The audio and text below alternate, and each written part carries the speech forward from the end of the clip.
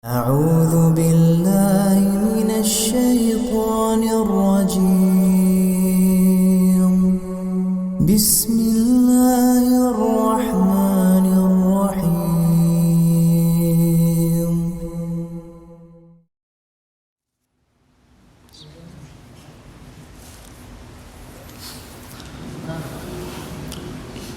Bismillahirrahmanirrahim. Assalamualaikum warahmatullahi wabarakatuh. Alhamdulillahi rabbil alamin. Wa bihi nasta'in ala umuri dunya waddin. Ashhadu an la ilaha illallah wahdahu la syarika lah wa ashhadu anna Muhammadan abduhu wa rasuluh. Allahumma salli wa sallim wa barik wa zid ala nabiyyina Muhammad wa ala alihi wa ashabihi ajma'in. Ya ayyuhalladzina amanu taqullaha haqqa tuqatih wa la tamutunna illa wa antum muslimun. Ya ayyuhan nasu taqu rabbakumul ladzi khalaqakum min nafsin wahidah wa khalaqa minha zawjaha wa batha minhuma rijalan katsiran wa nisaa'a. Wattaqullaha alladzi tasaaluna bihi wal arham innallaha kana 'alaikum raqiba. Ya ayyuhalladzina amanu taqullaha wa qulu qawlan sadida yuslih lakum a'malakum wa yaghfir lakum dhunubakum wa man yuti'illaha wa rasulahu faqad faza fawzan 'azima. Amma ba'd. Bapak dan ibu-ibu kaum muslimin kaum muslimat rahimani wa rahimakumullah. Alhamdulillah, kita bersyukur kepada Allah Subhanahu wa taala atas nikmat yang Allah berikan. Semoga segala nikmat yang Allah curahkan kepada kita bisa kita manfaatkan, kita tempatkan pada tempat yang semestinya. Salat dan salam semoga senantiasa tercurah untuk Nabi kita Nabi Muhammad sallallahu alaihi wasallam. Bapak dan ibu-ibu kaum muslimin dan kaum muslimat rahimani wa rahimakumullah. Semoga duduknya kita di masjid ini itu dihitung sebagai ibadah dan menambah pahala kita di sisi Allah Subhanahu wa taala. Dan semoga keadaan yang seperti ini tidak melemahkan kita untuk tetap meramaikan masjid.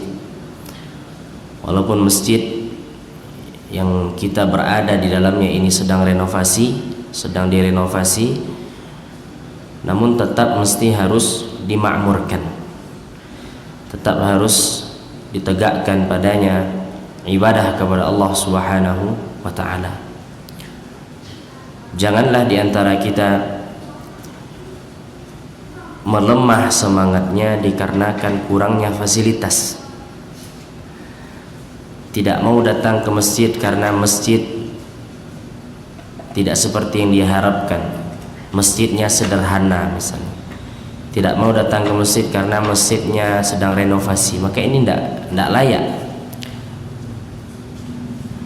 Kaum muslimin kaum muslimat, Bapak dan Ibu yang dirahmati Allah Subhanahu wa taala, pada malam hari ini insyaallah taala kita kembali melanjutkan pembahasan kita, membahas kitab Al-Kabair. Ini tentang dosa-dosa besar. Sekarang kita masuk kepada dosa besar yang ke-37. Benar. Al-Kabiratus Sabi'atu wath-Thalathun. Dosa besar yang ke-37. Dikatakan oleh Imam Az-Zahabi rahimahullahu taala adalah al-mukadzibu bil qadar. Orang yang mendustakan takdir.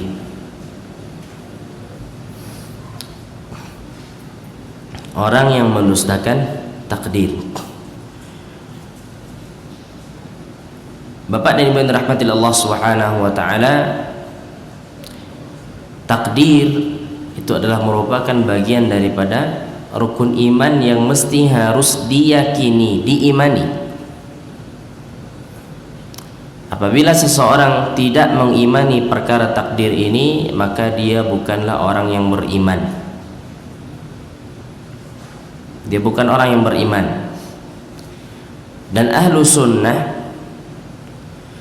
itu mereka mengimani bahwasanya segala takdir itu Allah telah tentukan. Segala takdir sudah Allah tentukan sebelum Allah menciptakan langit dan bumi. 50.000 tahun sebelum Allah menciptakan langit dan bumi. Nah, dalam masalah takdir, Bapak yang dirahmati oleh Allah, ada terdapat dua penyimpangan. Penyimpangan yang pertama adalah orang-orang yang mengatakan bahwasanya manusia tidak memiliki kehendak, tidak memiliki kemampuan, seolah-olah manusia ini layaknya seperti robot. Maka kelompok ini dinamakan dengan Jabariyah. Kelompok ini dinamakan dengan Jabariyah, manusia dipaksa. Ini menyimpang. Yang kedua, mengatakan bahwasanya manusia yang berhak menentukan nasibnya sendiri, takdirnya sendiri. Nah, kelompok ini yang dinamakan dengan Qadariyah. Dia mengatakan, ini orang-orang Qadariyah ini mengatakan bahwasanya yang menentukan takdir orang itu ya dia sendiri. Bahkan ghulatul qadariyah, ini qadariyah yang berpaham ekstrim, itu mengatakan bahwasanya Allah mengetahui takdir setelah manusia melakukan. Maka dikatakan oleh Nabi sallallahu alaihi wasallam bahwasanya qadariyah ini adalah majusinya umat Islam. Nabi mengatakan al-qadariyatu majusu hadhil ummah. Qadariyah adalah majusinya umat ini karena penyimpangan mereka. Bapak dan Ibu yang dirahmati Allah Subhanahu wa taala. Dalil yang pertama yang dibawakan oleh Imam Az-Zahabi rahimahullahu taala adalah surat Al-Qamar ayat yang ke-49. Surat Al-Qamar ayat yang ke-49. Allah Subhanahu wa taala berfirman, "Inna kulla syai'in khalaqnahu biqadar." Sesungguhnya segala sesuatu kami ciptakan dengan takdir. Segala sesuatu kami ciptakan dengan takdir. Maka dalam memahami takdir ini, Bapak yang dirahmati Allah, ada tingkatan-tingkatan takdir.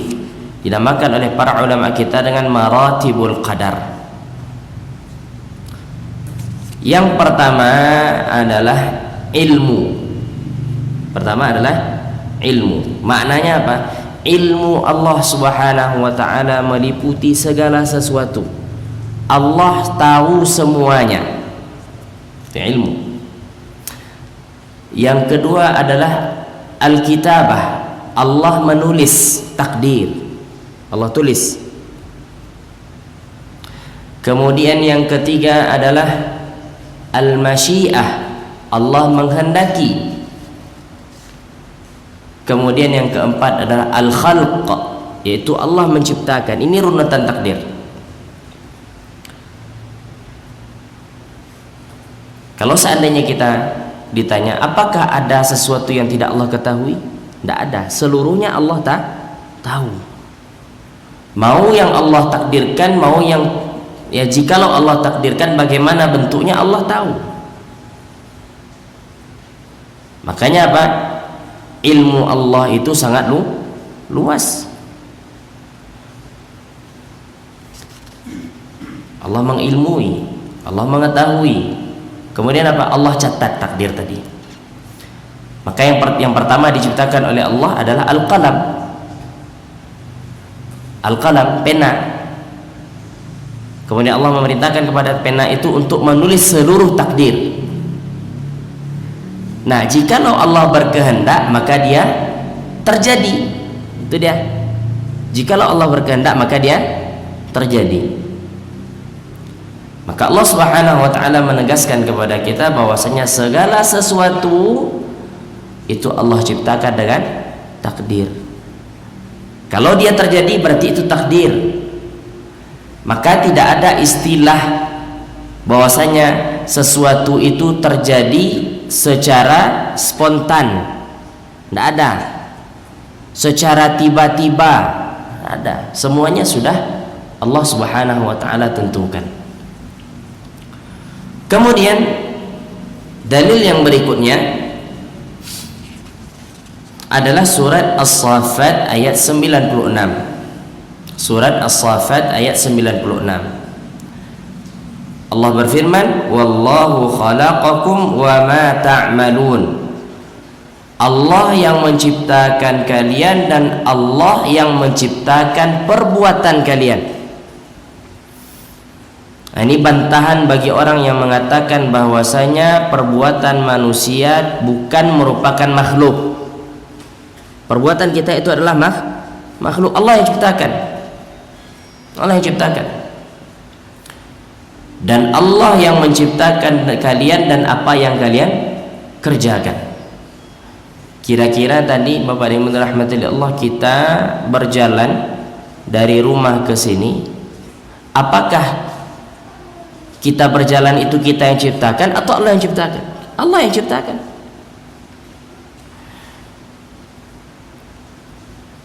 Namun Bapak yang dirahmati Allah, Allah berikan kehendak kepada manusia. Allah berikan kehendak kepada manusia.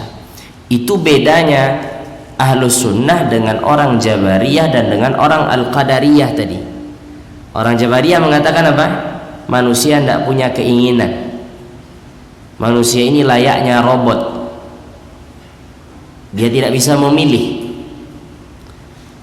Kemudian yang kedua mengatakan manusia bebas menentukan takdirnya sendiri.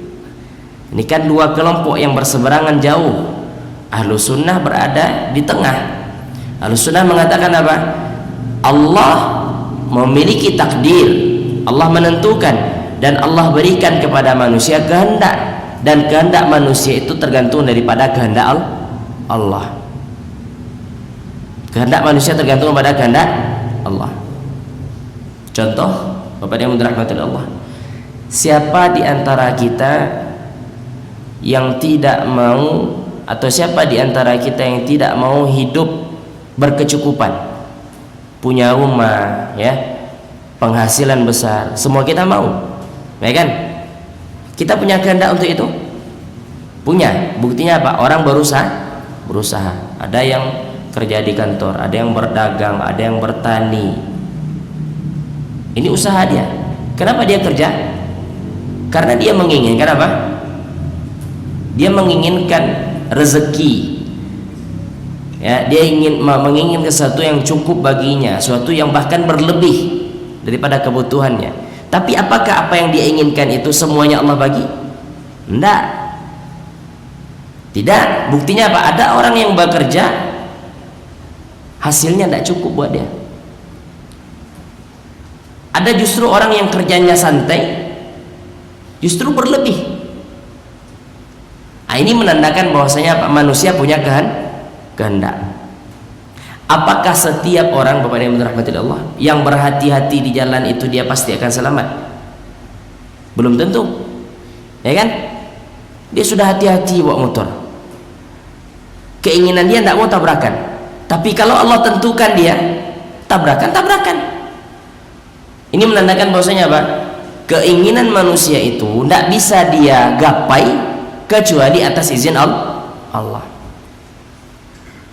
Ya, kecuali atas izin Allah Subhanahu wa taala.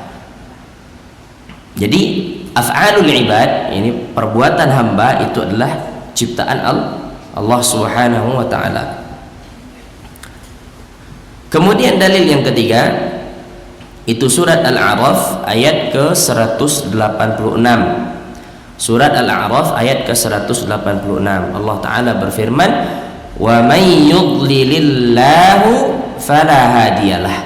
Siapa yang Allah sesatkan maka tidak ada yang memberikannya hidayah, tidak ada yang mampu untuk menunjukkannya. Siapa yang Allah sesatkan tidak ada orang yang mampu untuk memberikannya hidayah. Ini takdir. Siapa yang Allah takdirkan sesat, maka sesat sudah. Walaupun manusia berharap dia mendapat hidayah, Siapa contohnya? Abu Talib. Nabi SAW ingin apa? Abu Talib masuk Islam. Nabi, ya, keponakannya bukan orang biasa ini, bukan ustadz, Nabi yang Allah berikan wahyu kepada beliau. Kalau seandainya manusia ini punya kehendak dan mampu dia berkehendak sendiri tanpa kehendak Allah, tentu Nabi akan bisa memasukkan pamannya ke dalam agama Islam. Tapi tidak bisa. Maka Allah mengatakan di sini apa? Siapa yang Allah sesatkan, tidak ada orang yang mampu untuk memberikannya hidayah. Contohnya Abu Talib tadi, Allah ingin dia sesat, meninggal di atas agama nenek moyangnya, maka tidak ada yang mampu untuk memberikannya hidayah, bahkan Nabi sekalipun. Sebaliknya, kalau orang Allah berikan hidayah, tidak ada yang mampu menyesatkannya. Ya, mau seluruh manusia ini ingin dia keluar dari agama Islam, kalau Allah berikan kepadanya hidayah, dia tetap dalam agama Islam.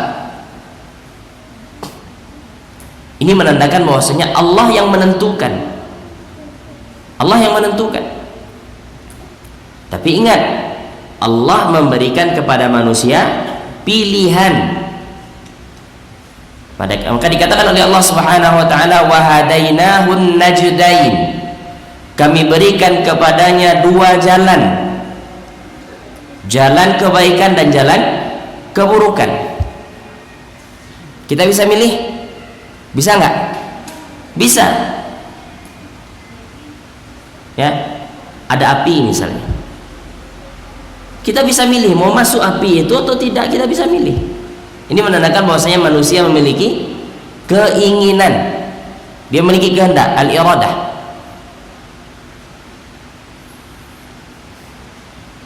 Jadi Bapak yang dirahmati Allah Subhanahu wa taala, ini kata kuncinya agar kita tidak salah faham dalam memahami takdir.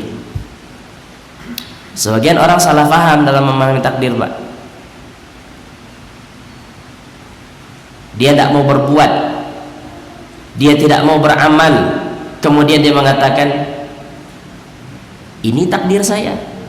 Pak, kenapa tidak sholat, Pak? Iko lo takdir kamu penganul le. Lai dulu pernah sholat tapi tidak bisa. Bisa, tidak boleh ini berdalil seperti ini. Kenapa? Karena Allah memberikan Anda pilihan. Kita mau sholat atau kita tidak mau sholat itu kita bisa nentukan tidak? Bisa kan? Bapak nanti sholat isya adzan, Bapak ada pilihan mau sholat atau mau tidak sholat, silahkan milih. Ini menandakan bahwasanya manusia memiliki pilihan. Jangan sampai salah memahami takdir. Ini pemahaman seperti ini berbahaya, Pak. Sebagian orang seolah-olah dia terima dengan takdir, padahal itu bukan. Padahal dia mendustakan takdir. Bapak yang dirahmati Allah Subhanahu wa taala. Maka pada ayat ini Allah mengatakan apa? Siapa yang Allah berikan kepada, siapa yang Allah sesatkan dia, tidak ada orang yang mampu untuk memberikannya hidayah. Itu namanya takdir. Kemudian dalil yang berikutnya adalah surat Al-Jathiyah ayat ke-23. Surat Al-Jathiyah ayat yang ke-23. Allah berfirman, wa adallahu Allahu ala ilmin, dan Allah sesatkan dia di atas ilmu. Siapa yang menyesatkan? Allah Subhanahu wa taala. Ini dalil juga bahwasanya segala sesuatu itu Allah yang tentukan.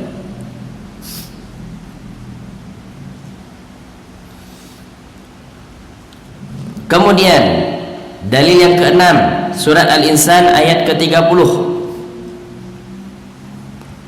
Allah Subhanahu wa taala berfirman, "Wa ma tasyauna illa ay yasha Allahu rabbul alamin." Wa ma tasyauna illa ay yasha Allah. Wa ma tasyauna illa ay yasha Allah. Dan tidaklah kalian berkehendak kecuali atas kehendak Allah. Maknanya manusia punya kehendak enggak? Punya. Artinya Allah katakan wa ma tasyauna, kehendak kalian tidak akan terrealisasi kecuali dengan kehendak Allah taala. Wa qala, kemudian Dalil Al-Quran yang terakhir dibawakan oleh Imam Al-Zahabi rahimahullah ta'ala adalah surat Asy-Syams ayat yang ke-8. Allah berfirman, فَأَلْهَمَهَا فُجُورَهَا وَتَقْوَاهَا. Allah berikan kepada jiwa itu ya, fujuraha, kebaikan dan keburukan. Maknanya apa? Manusia itu tahu dia ini jalan yang baik, ini jalan yang buruk. Kalau seandainya Bapak yang dirahmati Allah, manusia ini misalnya tidak memiliki kehendak, kemudian apa tujuan Allah utus Rasul? Tentu tidak ada, karena manusia tidak bisa milih. Kalau kita ambil pendapat ini, apa tujuan Allah mengutus Nabi? Tentu tidak ada tujuan. Kenapa Allah utus Nabi? Karena manusia punya kehendak. Siapa yang mau beriman, beriman. Siapa yang mau kafir, kafir. Maka Allah Subhanahu wa taala mengatakan apa? Faman syaa'a minkum falyu'min. Siapa yang ingin beriman di antara kalian, maka silahkan dia beriman. Wa man syaa'a minkum falyakfur. Siapa yang ingin kafir, maka silahkan. Ini menandakan bahwasanya manusia memiliki kehendak. Dan dalil-dalil yang sangat banyak dalam Al-Qur'anul Karim. Sangat banyak. Dalil tentang masalah takdir ini sangat banyak, Pak. Baik, sekarang kita sampaikan atau kita bacakan dalil dari hadis Nabi sallallahu alaihi wasallam. Di dalam hadis riwayat Imam Bukhari dan Al-Imam Muslim dari hadis ya, atau dikenal dengan hadis Jibril. Jibril berkata kepada Nabi, wahai Rasulullah, fa akhbirni 'anil iman, kabarkan kepadaku tentang iman. Maka Nabi SAW menjawab, an tu'mina billahi wa malaikatihi wa kutubihi wa rusulihi wal yaumil akhir wa tu'mina bil qadari khairihi wa syarrihi. Engkau beriman kepada Allah, engkau beriman kepada para malaikatnya, engkau beriman kepada kitab-kitabnya, engkau beriman kepada para rasulnya, engkau beriman dengan al-ba'ats ba'dal maut, ini yaumil akhir, engkau beriman dengan hari akhir, hari kebangkitan, dan engkau beriman dengan takdir baik dan takdir yang buruk. Ya, beriman dengan takdir baik dan takdir yang buruk. Kalau dia mendapatkan kebaikan, maka itu karena Allah yang tentukan. Kalau dia mendapatkan keburukan, itu karena Allah yang tentukan. Jadi beriman kepada takdir itu bagian daripada rukun iman. Maka orang yang mengingkari takdir bukan merupakan orang yang beriman. Bahkan ulat al-qadariyah, qadariyah yang ekstrim tadi, Bapak yang dirahmati Allah, ini di zaman Abdullah bin Umar radhiyallahu taala anhuma, itu adalah ada salah seorang yang mengatakan bahwasanya ya tidak ada takdir, ya, wa annal la qadara wal amra wa annal amra unuf. Di zaman itu ada orang yang mengatakan bahwasanya tidak ada takdir, seluruh perkara itu terjadi secara tiba-tiba, ya, tidak ada takdir. Maka ya, Nabi SAW mengatakan tentang masalah takdir ini, nanti kita akan baca, Allah tidak akan menerima sedekahnya walaupun yang disedekahkan itu emas sebesar gunung, sampai dia beriman dengan takdir. Ini menandakan apa? Orang yang tidak beriman dengan takdir bukan orang Islam. Mau dia sedekahkan emas sebesar gunung Talang ini, kalau dia ingkar dengan takdir, tidak ada gunanya, tidak dapat pahala dia. Ini pentingnya beriman dengan takdir. Kaum muslimin dan kaum muslimat, Bapak dan Ibu yang dirahmati Allah Subhanahu wa taala. Wa qala Abdurrahman ibnu Abil Mawali, haddatsana Ubaidullah an Abi Bakar ibn Muhammad bin Amr bin Hazm dari Amrah dari Aisyah radhiyallahu taala anha, qalat, Aisyah berkata, qala Rasulullah sallallahu alaihi wasallam, Rasulullah sallallahu alaihi wasallam bersabda, sittatun la'natullahi atau sittatun la'antuhum wa la'nahumullah, kata Nabi. Sittatun la'antuhum wa la'nahumullah. Ada 3 macam orang yang aku melaknat mereka dan Allah melaknat mereka.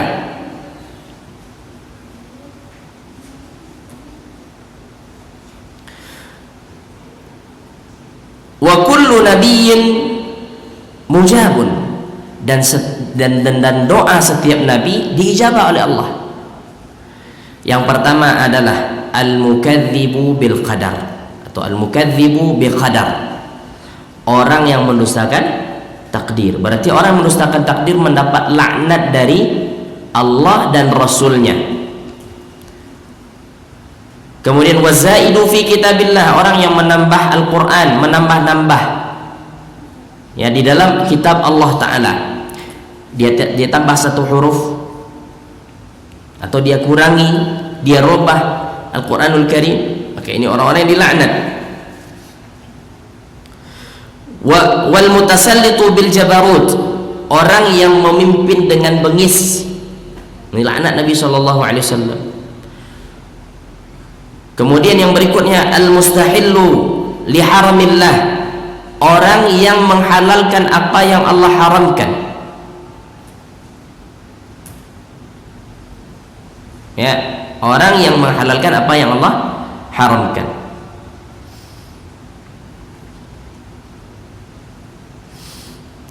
Kaum muslimin dan kaum muslimat rahimani rahimakumullah, maka di antara yang disebutkan Nabi SAW sini yang mendapat laknat adalah orang yang mendustakan takdir. Berarti orang yang mendustakan takdir dijauhkan dari keberkahan. Itu makna dari laknat. Ini at-tardu 'anil barakah. Seseorang tidak mendapatkan keberkahan dalam hidup, berarti dia telah dilaknat. Telah berlalu pembahasan kita bahwasanya apa? Melaknat seorang mukmin sama dengan membunuhnya. La'nul mu'min ka qatilih, kata Nabi SAW. Melaknat orang yang beriman sama dengan membunuhnya. Kenapa? Karena orang beriman hidup yang dicari adalah berkah. Kalau sudah berkah itu yang hilang, maka tidak ada guna hidup. Tidak ada guna hidup, Pak. Keberkahan pada umur tidak ada, keberkahan pada harta tidak ada, keberkahan pada keluarga tidak ada. Ya, apa yang diharapkan lagi tidak ada. Maka Nabi mengibaratkan apa? Melaknat orang beriman sama dengan membunuhnya. Ini yang melaknat adalah Nabi. Yang melaknatnya adalah Allah Ta'ala. Kalau yang melaknatnya manusia biasa, bisa jadi diterima, bisa jadi ditolak oleh Allah. Tapi kalau yang melaknat Nabi, mesti langsung dijawab oleh Allah Subhanahu wa Ta'ala. Maka Nabi mengatakan tadi apa? Doa setiap Nabi itu mujab, dijawab oleh Allah Subhanahu wa Ta'ala. Bapak yang dirahmati Allah Subhanahu wa Ta'ala, hadis ini ya dikeluarkan oleh Imam At-Tirmidzi, dikeluarkan oleh Imam At-Tirmidzi rahimahullahu taala, dan dinyatakan sanadnya sahih. Kemudian Bapak yang dirahmati Allah, dalil yang lain, Nabi sallallahu alaihi wasallam bersabda,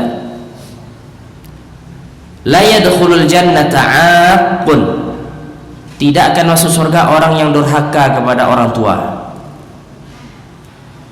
wala mukadzibun biqadar, dan tidak masuk surga orang yang mendustakan takdir, orang yang tidak percaya dengan takdir, wala mudminu khamar, dan pecandu minuman keras. Ya, hadis ini dinyatakan oleh para ulama kita ada kelemahan padanya, namun dari sisi makna benar. Ada hadis-hadis lain yang menyokongnya. Di antara yang tidak memasuki surga di sini dikatakan oleh Nabi adalah al-mukadzibu biqadar, orang yang mendustakan takdir.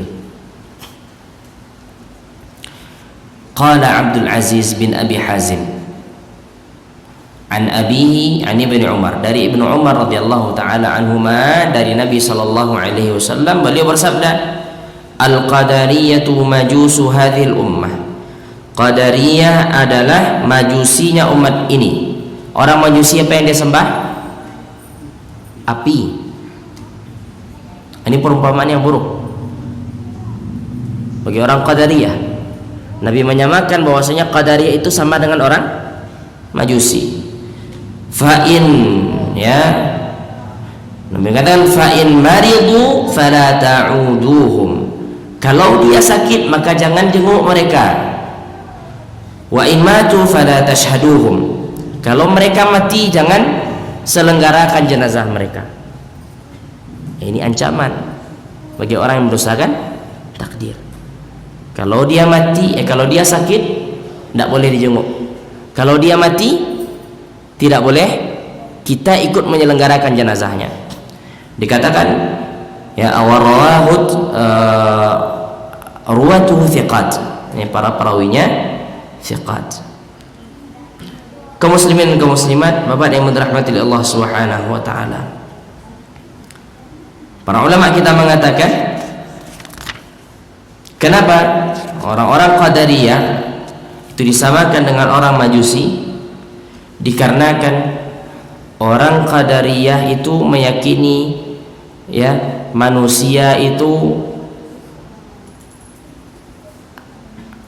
atau orang Qadariyah itu meyakini sebagaimana apa yang diyakini oleh orang Majusi. Orang Majusi meyakini ada Tuhan baik, ada Tuhan buruk, ya, ada yang putih, ada yang hitam. Ini keyakinan orang Majusi. Kalau orang yang beriman kepada takdir, yang baik dan yang buruk itu adalah ketetapan Allah Ta'ala. Dia dapat musibah, siapa yang menentukan? Allah Ta'ala. Kaum muslimin dan kaum muslimat a'azakumullah, beriman dengan takdir ini adalah satu kewajiban, dan berhujjah dengan takdir itu sesuatu yang harus terhadap perkara-perkara yang bentuknya musibah. Perkara-perkara musibah, ya, kemalangan, kebakaran rumah, ya, meninggalnya orang yang dicintai, hilangnya harta. Maka ketika ini terjadi, kita katakan ini takdir Allah yang tentukan. Namun para ulama kita mengatakan, kalau dalam meninggalkan ketaatan tidak boleh berhujjah dengan takdir, ya. Sebagaimana kita sampaikan tadi, Pak, bakon nak solat, Pak. Ya, takdir ambo nak solat kamu penganeh. Allah nak menentukan ambo sepertiku. Ya. Itu sama dengan orang yang mengatakan, ambo ni punya anak, tapi sampai kini anakku belum lahir le. Bertanya kayaknya, lima bini, Pak. Ya, kalau Allah tentukan punya anaknya, kalau tiba seorang juga anak tanya, bisa diterima ini? Tidak bisa. Kalau ada orang seperti ini pemahamannya, mungkin diperiksa dia, ya, ke dokter gangguan, ke dokter jiwa.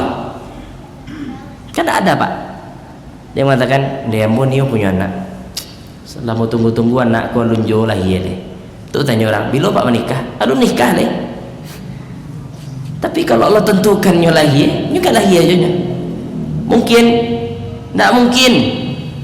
Mustahil itu, Pak.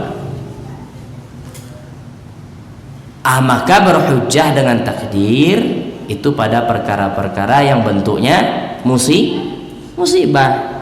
Awaklah panik menjaga kesehatan, makananlah dijago, tapi apa? Sakit jo. Maka katakan ini sudah ketentuan Allah. Ya, awaklah panik manggalih. Ya, lah dipelajari berbagai macam cara berbisnis. Tapi rugi jo baru. Maka katakan apa? Ini ketentuan Allah. Ini takdir yang Allah tentukan. Awaklah menikah, biar lunjuk punya anak lah. Maka katakan ini ketentuan Allah. Maka seperti itu orang beriman dengan takdir. Ya, seperti itu orang yang beriman dengan takdir. Bapak yang dirahmati Allah Subhanahu wa taala. Wa qala Ibnu Umar, Abdullah bin Umar radhiyallahu taala anhu berkata, sami'tu an-nabiyya sallallahu alaihi wasallam yaqul, aku mendengar Nabi sallallahu alaihi wasallam bersabda, sayakunu fi ummati aqwamun yukadzibuna bil qadar. Akan ada pada umatku ini suatu kaum yang mereka mendustakan takdir. Ya, ada. Sebagaimana orang, Pak, ketika dia mendapatkan nikmat maka dia sandarkan kepada dirinya, berarti dia mendustakan takdir. Masya Allah, Pak, sukses mana kini bisnis? Baca rohnya, Pak, wih kode kepandaian nambah bisnis loh. Kalau ndak gigi mau ndak keiko. Dusta nggak dengan takdir? Dusta. Ini Allah yang tentukan dia dapat banyak dari bisnisnya. Maka orang yang beriman itu kalau Allah berikan lebih, dia ingat kepada Allah Ta'ala. Ya, tidak seperti Qarun yang mengatakan bahwasanya semua ini aku dapatkan karena ilmu yang aku punya. Nah, jadi dikatakan oleh Nabi SAW bahwasanya akan ada ya umat ini atau sebagian orang-orang yang pada umat ini, sebagian orang-orang pada umat ini yang mendustakan takdir. Mendustakan takdir, Bapak yang dirahmati Allah, itu bisa dengan lisan atau bisa berbentuk amalan. Bisa berbentuk amalan. Orang yang ditimpa musibah stres, berarti dia tidak beriman dengan takdir. Ada orang yang meninggal, orang yang dia sayangi, meronta-ronta, menangis-nangis, meratap, berarti tidak beriman dengan takdir. Ini bentuk ini. Pernah kita lihat orang seperti ini? Ada. Ya, naik harga pangan, tidak mampu lagi ya untuk menafkahi keluarga, apa yang dilakukan? Bunuh semuanya pakai racun. Enak. Kenapa bisa seperti itu, Pak? Tidak beriman dengan takdir. Ini banyak terjadi di zaman kita. Jangan kita sangka orang yang mengingkari takdir itu lewat lisan. Tidak, ini keyakinan ini. Ya, bunuh diri karena dia tidak beriman dengan takdir. Kalau dia beriman dengan takdir, Pak, tentu dia tidak akan mau bunuh diri. Dia tidak akan stres, dia tidak akan frustasi. Ya, mesti dia mengatakan, ini sudah ketentuan Allah, ini sudah takdir Allah. Maka seperti itu orang yang beriman. Seperti itu orang yang beriman kepada takdir. Maka benar kata Nabi SAW bahwasanya pada umat ini akan ada orang-orang yang mendustakan takdir. Kemudian dikatakan oleh Imam Adz-Dzahabi rahimahullah, wa sahhaha at-Tirmidzi min hadits Abi Sakhr, disahihkan oleh At-Tirmidzi dari hadis Abi Sakhr dari Nafi' bahwasanya Ibnu Umar radhiyallahu taala anhuma ja'ahu rajulun. Ibnu Umar ya didatangi oleh seseorang, faqala, maka orang itu berkata, inna fulanan yaqra'u 'alaika salam, sesungguhnya fulan menyampaikan salamnya kepadamu. Faqala, maka Ibnu Umar berkata, innahu balagani annahu qad ahdas, sesungguhnya fulan itu yang menyampaikan salam kepadaku, aku telah mendengar kabar bahwasanya dia telah membuat perkara baru dalam agama. Fa in kana qad ahdas fala tuqri'hu minni salam, kalau dia membuat perkara baru maka jangan engkau sampaikan salamnya kepadaku, dan aku pun tidak akan mengucapkan salam kepadanya. Inni sami'tu Rasulullah sallallahu alaihi wasallam yaqul, Nabi sallallahu alaihi wasallam berkata, kata Ibnu Umar, yakunu fi hadhil ummah khasfun wa masakh aw qadhfun fi ahlil qadar, bahwasanya pada umat ini ya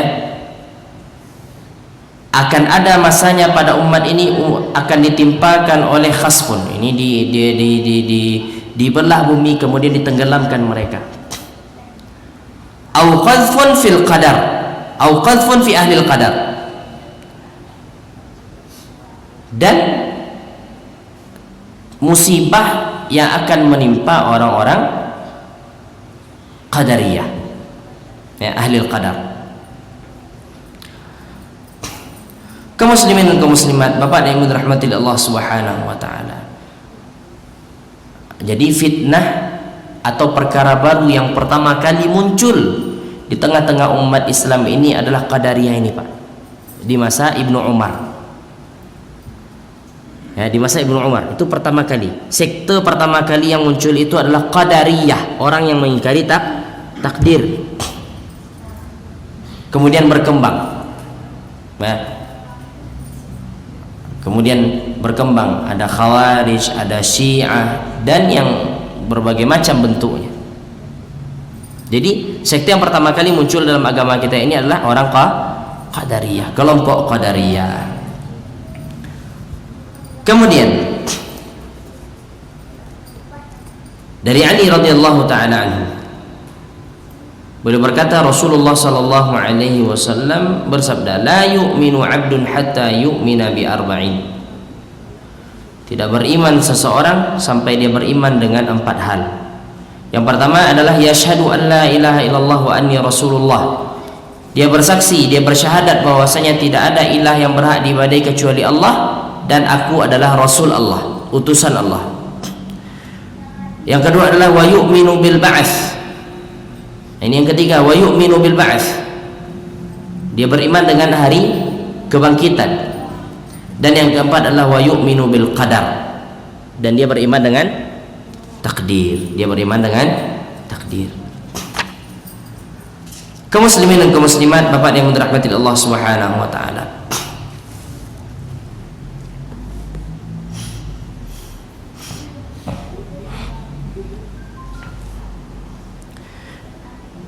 Dikatakan oleh Imam Al-Khattabi rahimahullah ta'ala, innama ja'alahum an-nabiy sallallahu alaihi wasallam majusan. Nabi sallallahu alaihi wasallam menjadikan orang Qadariyah itu sebagai orang majusi itu karena samanya pemahaman mereka dengan pemahaman orang majusi. Fi qaulihim bil aslaini, pada perkataan mereka bahwasanya manusia itu memiliki 2 hal. Yang pertama adalah cahaya dan yang kedua adalah kegelapan. Ya, yaz'umuna, mereka beranggapan annal khaira min annal khaira min fi'lin nur. Kebaikan itu adalah bentuk daripada perbuatan cahaya. Wa syarra min fi'li adh-dhulmah, dan keburukan itu adalah karena perbuatan gelap, misalnya dikatakan fasaru, maka mereka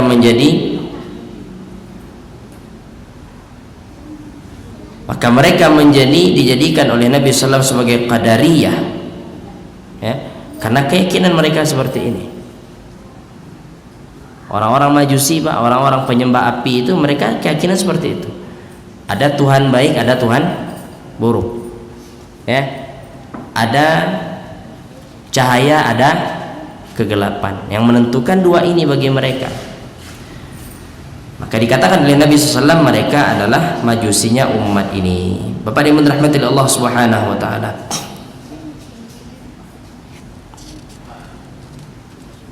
Sudah adzan? Baik. Insyaallah kita lanjutkan setelah salat Isya. Wa sallallahu wasallam wa baraka ala nabiyina Muhammad. Wassalamualaikum warahmatullahi wabarakatuh.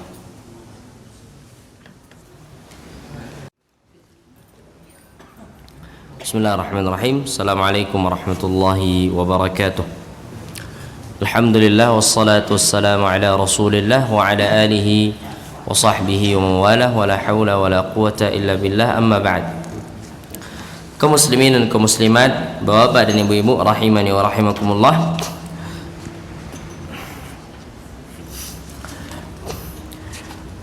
Tadi kita sampaikan hadis Nabi sallallahu alaihi wasallam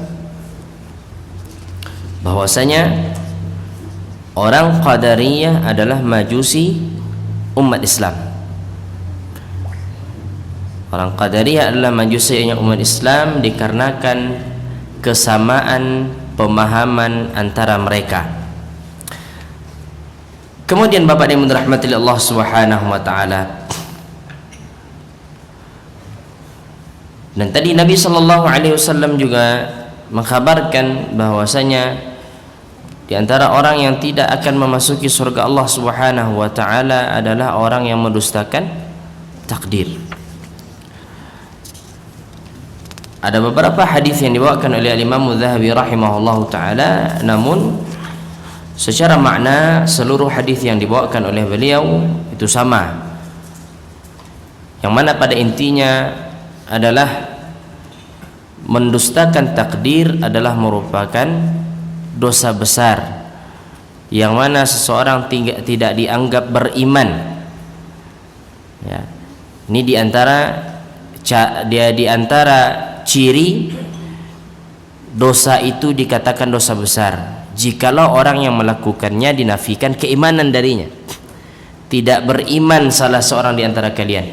Nah, maka berarti ketika dilakukan dosa tersebut maka dosa itu adalah dosa besar.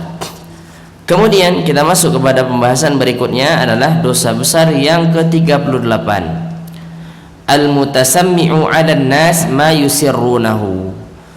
Ya, mendengarkan apa yang dirahasiakan oleh manusia. Ya, mencari-cari sesuatu yang dirahasiakan oleh mereka, oleh manusia. Maka ini merupakan termasuk daripada dosa besar. Maka inilah yang dinamakan dalam syariat Islam dengan at-tajassus, mencari-cari aib, membongkar rahasia, mencari-cari rahasia orang. Maka ini perkara dosa besar. Bapak yang dirahmati Allah Subhanahu wa taala, masing-masing di antara kita ini ada rahasia ya yang tidak ingin diketahui oleh orang lain. Kita punya rahasia, kita punya aib, maka kita tidak mau manusia itu tahu apa yang telah kita simpan, apa yang telah kita tutup. Kita tidak mau manusia mengetahuinya. Nah, ketika orang berusaha untuk mencari aib atau mencari rahasia yang mana orang tidak mau rahasia itu untuk diungkap, maka ini termasuk daripada dosa besar. Ini yang dimaksudkan dengan at-tajassus. Sebagaimana firman Allah Subhanahu wa taala dalam surah Al-Hujurat ayat yang ke-12. Wala tajassasu wala yaghtab ba'dukum ba'dha. Janganlah kalian bertajassus. Makna dari tajassus adalah mencari-cari rahasia orang. Ya, kalau seandainya ada orang berbisik Bapak dan Ibu, aja ditanya, "Ana disampaikan si fulan tadi." Berarti itu rahasia. Kalau ada orang mengatakan, "Ambo ingin mengecek sampai matu." Kemudian kita duduk di sana. Ya, dia ngobrol empat mata. Maka kita jangan pula menanyakan, yang disampaikan si fulan tadi. Ketika dia berbicara atau berbisik-bisik dalam bicara atau memanggil orang secara khusus untuk menceritakan sesuatu, berarti dia tidak mau ini diketahui oleh orang banyak, maka dia rahasiakan. Maka tidak boleh bagi siapapun untuk bertajassus, untuk mencari-cari kesalahan orang. Dan ini penyakit ini tersebar di masyarakat kita. Mencari-cari aib. Apakah aib di tengah keluarga orang lain? Ya, aib anak orang lain dicari-cari. Maka ini perkara dosa besar. Allah Subhanahu wa taala mengatakan wala tajassasu, janganlah kalian saling bertajassus. Wala yaghtab ba'dukum ba'dha, dan janganlah saling menghibah ya antara kalian. Wa qala Nabi sallallahu alaihi wasallam, Nabi sallallahu alaihi wasallam bersabda, man istama'a ila hadithi qaumin wa hum lahu karihun subba fi udhunaihi al-anaku yaumal qiyamah. Siapa yang mendengar suatu pembicaraan, siapa yang mendengar pembicaraan suatu kaum yang mana kaum itu tidak suka pembicaraannya itu didengar, maka orang yang mendengarnya akan diteteskan pada hari kiamat ke telinganya timah. Ya, ingin tahu rahasia orang, maka dahsyat ini.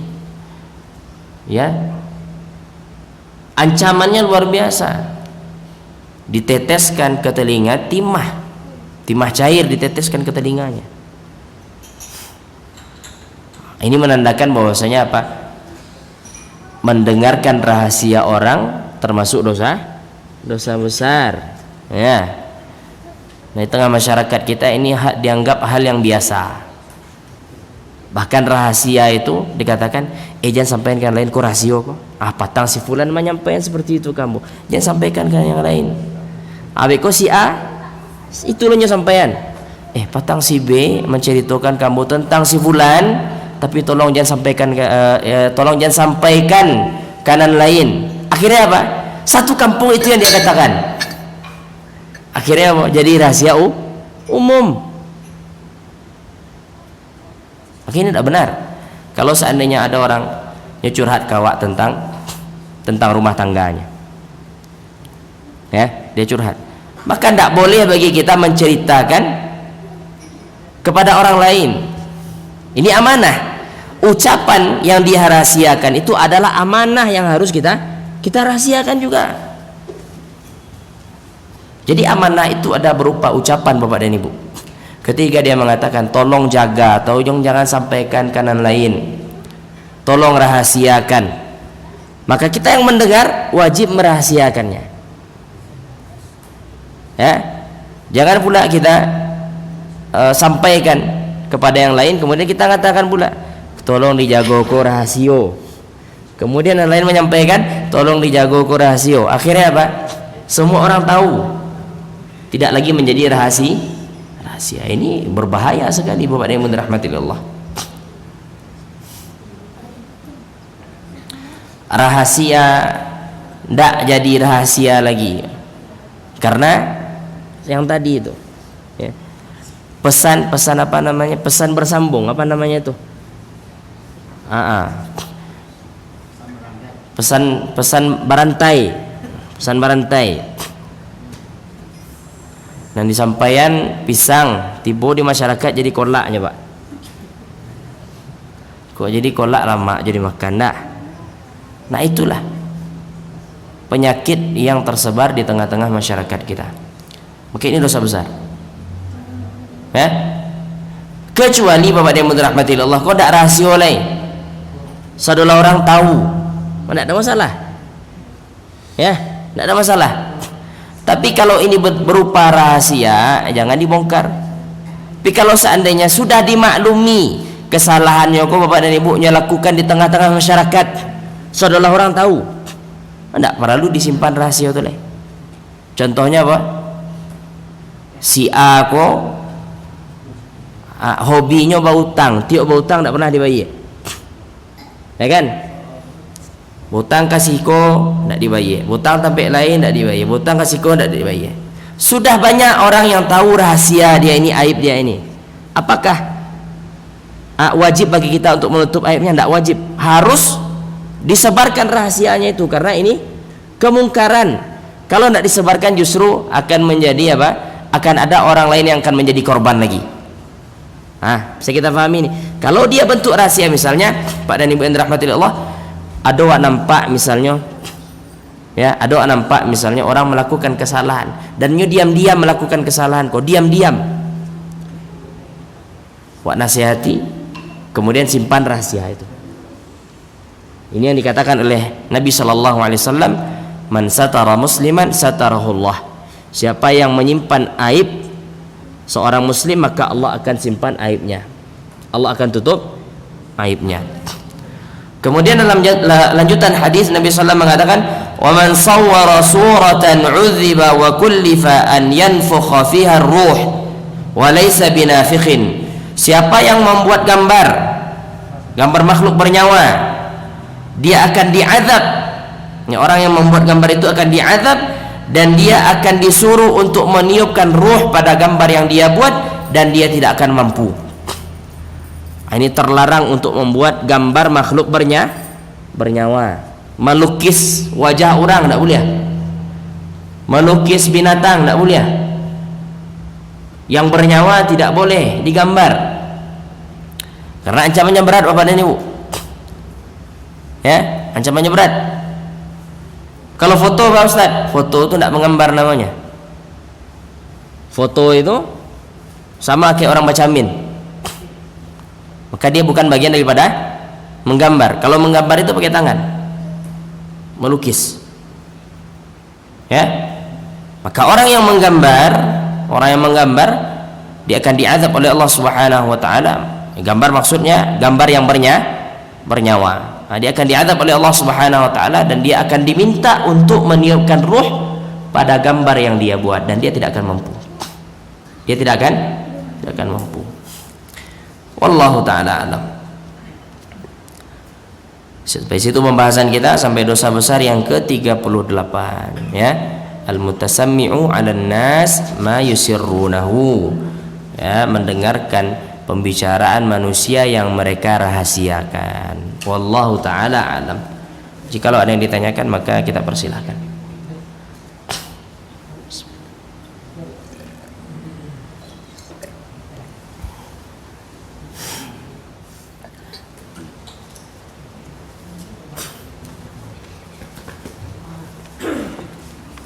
Pertanyaan pertama, bagaimana menyikapi hadis dhaif bagi orang awam dan penuntut ilmu? Bapak yang dirahmati Allah Subhanahu wa taala, ya, hadis dhaif itu dia tidak bisa menjadi hukum utama. Dalam artian apa? Tidak bisa menjadi dalil utama, kecuali jikalau ada hadis sahih yang semakna dengannya, maka boleh dia pakai. Ya, tapi kalau seandainya hadis dhaif ini bertentangan dengan hadis yang sahih, maka hadis yang lemah ini tidak bisa dipakai. Ya. Nah, dari mana kita tahu hadis ini lemah? Ya, tentu dari takhrij. Ini penelitian para ulama kita, para ulama ahli hadis. Nah, di antara yang banyak takhrijnya itu di dalam buku-buku kita, buku-buku dikarang oleh para ulama kita adalah takhrij Al-Imam Al-Albani rahimahullah taala, atau takhrij, ya, Al-Syekh Al-Arnaut atau Al-Syekh Ahmad Syakir. Ini banyak beredar. Yang lebih populer lagi Al-Imam Al-Albani rahimahullah taala dalam menghukumi hadis. Cukup bagi kita hukum yang mereka simpulkan. Tidak perlu pula kita mentakhrij, Pak. Ilmu takhrij ini ilmu yang paling sulit, ya, karena dia adalah ilmu yang membahas tentang rijalul hadis, ya, para perawi hadis. Nah, kalau sikap kita kepada yang dirahmati Allah, kalau seandainya dia lemah dan bertentangan dengan hadis yang sahih, maka tidak boleh diamalkan. Sebagian para ulama memberikan pengecualian, boleh jikalau dia bentuknya adalah fadhail a'mal, tentang keutamaan amalan, cuman dengan syarat lemahnya bukan lemah yang sangat lemah. Laisa bisyadidid dha'f, tidak sangat lemah hadisnya. Ya, ini dalam ilmu hadis. Kalau banyak dari jalur yang banyak, Bapak yang dirahmati Allah, dari jalur banyak lemah, bisa jadi dia naik nanti jadi hasan li ghairih. Kalau dari jalur yang banyak dan semakna, ya, bisa jadi dia naik daripada hadis derajat hasan li ghairihi. Wallahu taala alam. Baik.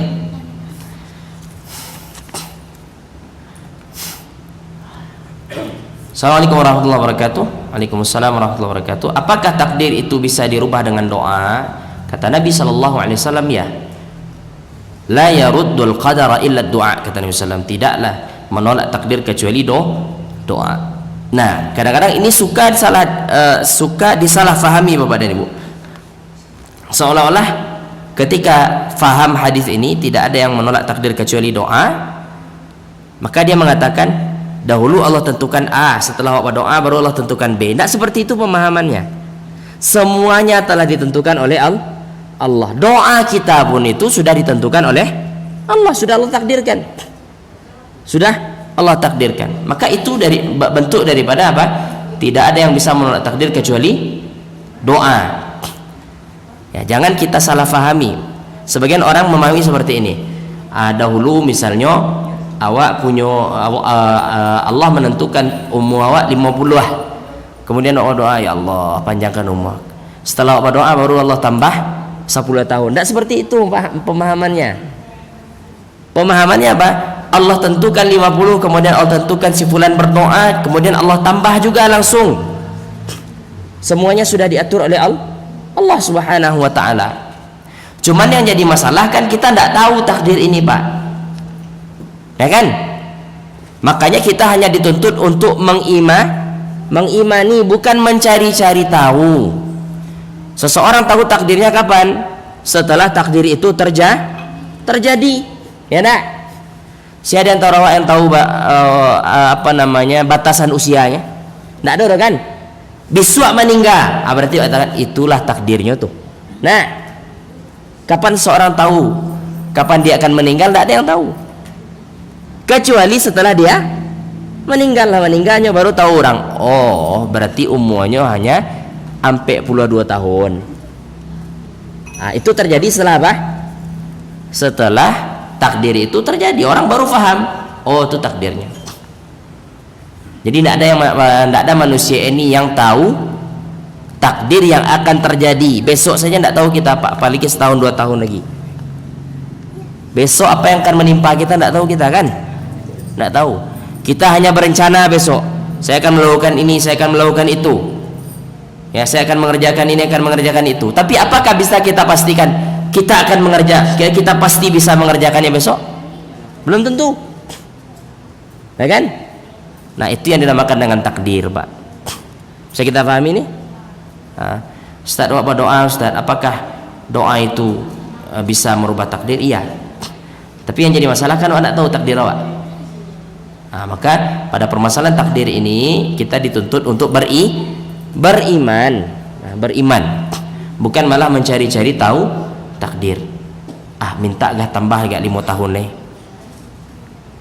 Pak tambahna 5 tahun nih, yang namanya ajal itu sudah Allah tentukan. Fa idza jaa ajaluhum la yastakhiruna sa'atan wa la yastaqdimun. Kalau sudah datang ajal, tidak Allah majukan dan tidak Allah undurkan. Wallahu ta'ala alam. Itu pemahaman yang benar terhadap hadis Nabi apa? Tidak ada yang mampu menolak takdir kecuali doa. Itu pemahamannya. Wallahu ta'ala alam. Dan itu dibahas rinci oleh Imam Al-Qayyim rahimahullah ta'ala dalam kitab Ad-Da' wa Dawa.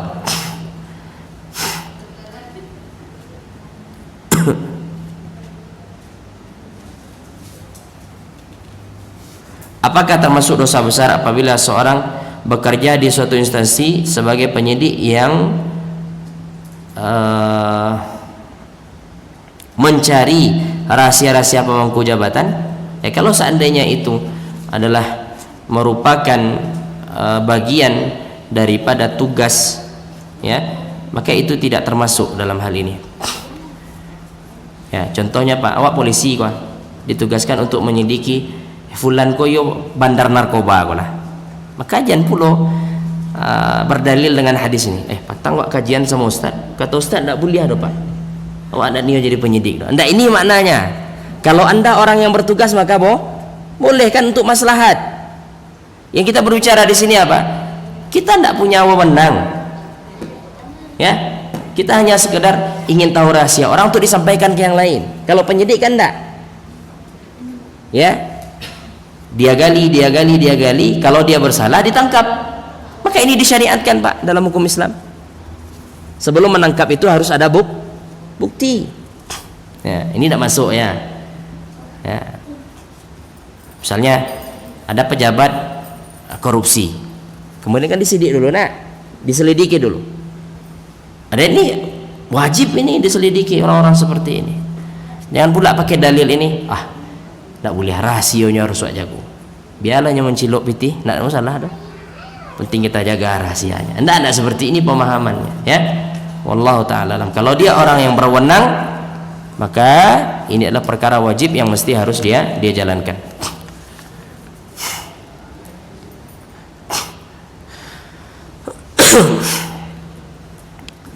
Bagaimana kalau ada orang yang menceritakan rahasia orang lain kepada kita sementara kita tidak bertanya?